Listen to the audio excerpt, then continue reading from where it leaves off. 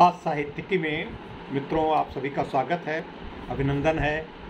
और मित्रों आप कैसे हैं?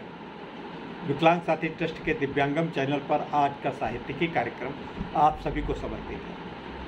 आप सभी को समर्पित है आपकी संवेदनाओं को जागृत करने के लिए, आपके दर्द को याद दिलाने के लिए, आपके जो अपने हैं उनसे आपको जोड़ने के लिए।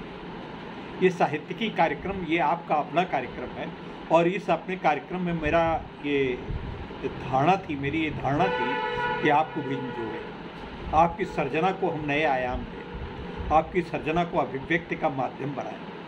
आपकी सर्जना हो सकता है इतनी बढ़िया हो, आपको मैं ये तो नहीं कहूँगा कि कि जो रचनाएं हैं, जो क्रिएटिविटी है वो समाज के सामने नहीं आ पाई है, उसमें कोई कमी नहीं। आपकी सर्जना आपकी बहुत बड़ी अच्छी है, बहुत अच्छी है, उत्तम कोटि की है, श्रेष्ठ है, लेकिन आपके पास इतना समय नहीं है कि आप उसको लोगों तक, मंचों तक पहुंचा सकें। आप हर एक कब सम्मेलन में नहीं पहुंच सकते, आप कहानी के मंचों पे नहीं पहुंच सकते क्योंकि आप व्यस्त हैं, आपकी अपनी सर्विस है, आपके घर के दायित्व हैं, इन सब चीज़ों से नहीं पहुंच सकते थे। तो इसके लिए हमने एक परिकल्पना की कि साहित्यिकी कार्यक्रम अपने दिव्यांगम चैनल पर प्रस्तुत करें।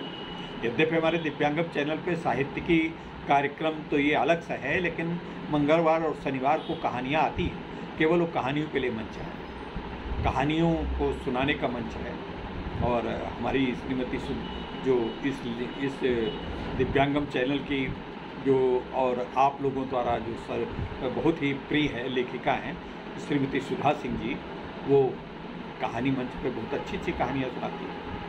तो मित्रों आज फिर हम साहित्यिकी पे किसी और लेखक के, किसी नए लेखक के, किसी नए सृजनकर्ता के कोई रचनाएं हमें नहीं मिली हैं। रचनाएं हम भेजने का आप कह सकते हैं कि आप रचनाएं हम भेजें कैसे। रचनाएं भेजने का बहुत सीधा तरीका है, आप हमारे 7007846347 के टेलीग्राम ऐप पे भेज दें। अच्छा, व्हाट्सअप ऐप पे न भेजना, क्योंकि व्हाट्सअप ऐप पे आपकी 2 मिनट से ज़्यादा रचनाएं आ रही और हमको रचनाएं चाहिए जो कम से कम 7 मिनट से ज़्यादा हो, 10 मिनट से कम। तो ऐसी रचनाएं आप भेजिए, कविताएं भेज सकते हैं, लेखन भेज सकते हैं, संस्मरण भेज सकते हैं, यात्रा वृत्तांत भेज सकते हैं। आप कुछ कहना चाहते हैं साहित्यिकी दृष्टि से जो समाज के हित में हो वो भेज सकते हैं। धर्म के ऊपर कोई अपनी आख्या देना चाहते हैं, हाँ, किसी दूसरे धर्म की आलोचना नहीं, अपने धर्म की विशेषता बताना चाहते तो वो भी दे सकते हैं। किसी भी धर्म का, हिंदू, मुस्लिम, सनातन धर्म हो, इस्लाम धर्म हो, क्रिश्चियनिटी हो, बाबा गुरु ग्रंथ साहब हो, कोई भी हो, सभी धर्मों को हम इस पर आयाम देते। ये सबका अपना चैनल है, सभी धर्मों का चैनल है, सभी व्यक्तियों का चैनल है। तो मित्रों आज एक हम कविता ऐसी प्रस्तुत करना, आपके माँ बाप रहे हैं, आपके बाबा दादी रहे हैं, लेकिन अब इधर एक चलन बढ़ गया है कि हम माँ बाप को ओल्ड होम में भेजते हैं। और ओल्ड होम में नहीं भेजते हैं तो अगर घर पे संपत्ति है और बेटा या बेटी, बहू बेटा बाहर चले गए हैं, विदेश, सुदूर अमेरिका, ऑस्ट्रेलिया, ब्रिटेन या कहीं पर भी, तो वो अपने माँ बाप को ले इसलिए नहीं जाते हैं क्योंकि संपत्ति की रक्षा कौन करेगा, आखिरकार संपत्ति तो उनको मिलनी है। तो लेकिन अगर चौकीदार भी रखें तो किराए दे, उसको कुछ सैलरी देंगे, लेकिन माँ बाप को सैलरी देने की क्या ज़रूरत है। तो उसी ऐसे ही माँ बाप की त्रासदीपूर्ण स्थिति के ऊपर एक कविता हमने लिखा था बहुत पहले। उस परिवार से मैं जुड़ा था, बहुत उनकी सहायता करने का प्रयास करता था, जो भी हमारी सामर्थ्य थी। मैं भी व्हील चेयर पर्सन हूँ, लेकिन उनके पास जाता था। माँ बाप थे और घर पे लखनऊ में रहते थे, वो खाली देखभाल करने के लिए रहते थे परिवार की, मतलब। और वो लड़के उनके चाहते थे कि कब इनका स्वर्गवास हो और वो कब संपत्ति बेचें और उससे मुक्ति पाएं। खैर, तो वही एक कविता का शीर्षक है लड़खड़ाते पाँव। अब लड़खड़ाते पाँव, आपको ये शीर्षक आपकी संवेदनाओं को, आपकी भावुकता को आकृष्ट कर रहा होता है, लेकिन लड़खड़ाते पाँव की जो दिक्कतें हैं उसको बहुत छोटी कविता है और मुश्किल से 1-1.5-2 मिनट की कविता है, लेकिन इस कविता का संदेश बहुत व्यापक है। आप इस संदेश को पकड़ने का प्रयास कीजिए और इस संदेश को अगर पकड़ने का प्रयास करेंगे तो मेरा ये श्रम सार्थक हो जाएगा, हमारी ये मेहनत सफल होगी। तो मित्रों प्रस्तुत है लड़खड़ाते पाँव। क्या है? तब हमने मनाई थी खुशियाँ, बंटवाई थी मिठाइयाँ, जब तुम्हारी पहली किलकारी गूंजी थी हमारी अंगनाई में। तब हमने मनाई थी खुशियाँ, बंटवाई थी मिठाइयाँ, जब तुम्हारी पहली किलकारी गूंजी थी हमारी अंगनाई में। हम भूल चुके थे तुमको सुलाने में रात भर जागने का दर्द। हम भूल चुके थे तुमको सुलाने में रात भर जागने का दर्द। तुम्हारे द्वारा किए गए गीले बिस्तर का सर्द, तुम्हारे द्वारा किए गए गीले बिस्तर का सर्द। बस याद है तुम्हारे सामाजिक संस्कारों में बसती सहनाइयाँ, बस याद है तुम्हारे सामाजिक संस्कारों में बसती सहनाइयाँ।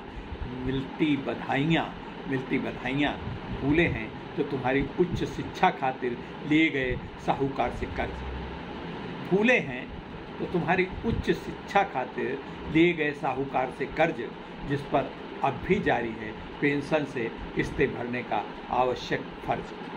जिस पर अब भी जारी है पेंशन से किस्तें भरने का आवश्यक फर्ज। अब तो तुम 7 समंदर पार हो, अब तो तुम 7 समंदर पार हो। अकेले इन 4 दीवारियों के बीच आज दिन भर कुछ खाए बिना, बाहर खिड़कियों के कुछ से झांके बिना, बाहर खिड़कियों से झांके बिना, नब की दूरियां नापे बिना,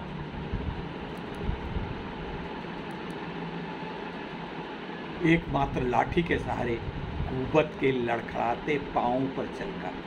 इस लाइन पे आप मित्रों ध्यान दीजिएगा। कुबत के लड़खड़ाते पाँव पे चलकर बिना कुछ बोले मौन वाणी से नहीं कह पा रही तुम्हारी बूढ़ी माँ कि तुम मेरे जीवन की जीत या हार, कि तुम मेरे जीवन की जीत या हार हो। मोतियाबिंद के जाले की विवशता, जिससे जब आँखों को कुछ नहीं दिखता, जिससे अब आँखों को कुछ नहीं दिखता, फिर भी चश्मे के नंबर को कोसता तुम्हारा पिता ढूंढता है विकल्प, तुम्हारा पिता ढूंढता है विकल्प। वो इस सच को नहीं स्वीकारता कि उसके आँखों में मोतियाबिंद है। वो सोचता है कि ऑपरेशन कराने में हमको दिक्कत होगी, हमारे पास पैसा नहीं है, इसलिए वो कहता है कि शायद चश्मा बदलवाना पड़ेगा। और चश्मा भी वो डोरों से बांधे हुए हैं। तो ये मित्रों आपको ये कविता कैसी लगी, ये कविता किस तरीके से लगी? ये कविता नहीं है, एक सीनियर सिटीजन्स का ये दर्द है। जिनको सीनियर कहा जाता है उनको जो जूनियर उनके उपेक्षा देते हैं, उसके प्रति एक मर्मांतक पीड़ा है।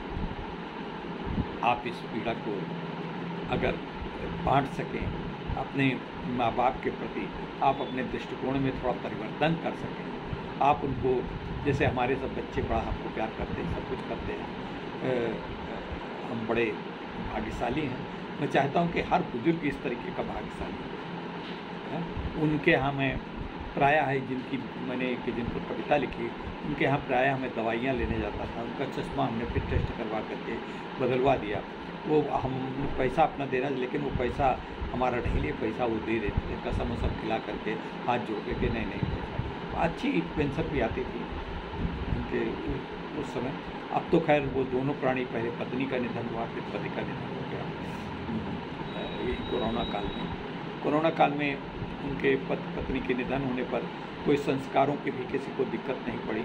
और मेडिकल टीम को जैसा एक प्रोटोकॉल कोरोना का होता है उसमें बांध के उनका इलेक्ट्रिक सौदा से सौदा कर दिया गया।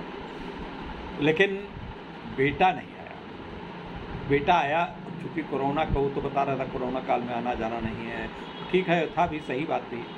लेकिन अब जब ख़त्म हो गया तो करीब 1 साल बाद आया और वो 7-8 दिन रुका होटल में, और उखाड़ उवार जो भी ज़मीन वमीन कहीं थी देहात में, वो सब बेच बाच के चला गया। अब उसका यहाँ से कोई नाता नहीं। अब वो पूरी तरीके से वहाँ की नागरिकता ले ली है। और ये पीड़ा है। इस पीड़ा पे अगर कुछ कहीं आपकी संवेदनाओं को जागृत कर सके, कहीं आपको आँखों को गीला कर सके, कहीं आपको इसमें कोई संदेश छिपा हुआ लगता है, तो आप जरूर इस पर टिप्पणी। ये टिप्पणी हमारे चैनल की तारीफ के लिए नहीं, इस टिप्पणी है लोगों को एक संदेश देने के लिए कि आप इसमें उठाए गए दर्द से ये समाहित है। ये दर्द आपका दर्द है, आपके माँ बाप का दर्द है। मित्रों, बस आज यहीं तक। ये आज हमने कोशिश की कि 10 मिनट में समेट लूँ। बस, नमस्कार। कल फिर मिलते हैं किसी नए दूसरे